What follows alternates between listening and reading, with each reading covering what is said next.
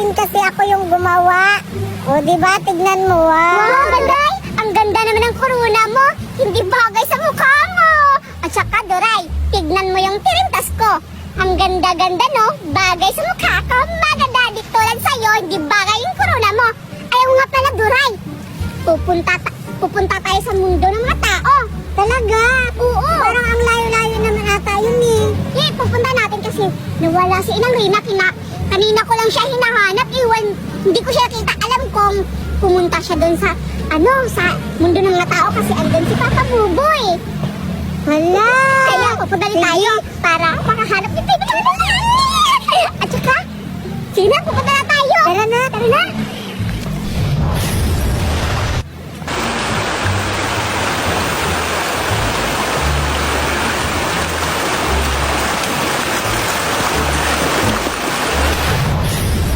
Ay!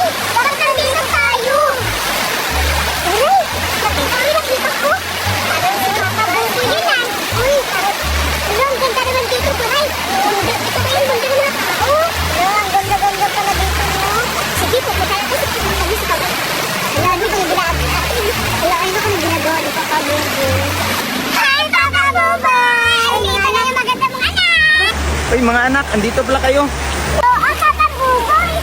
Sa mga kalat, Papa Buboy, anong ginagawa mo? Bakit hindi mo kasama si Inang Rina? Oo nga, bakit nag-iisa ka lang dito? Saan pala si Inang Rena? Ha? Pumunta ba siya dito?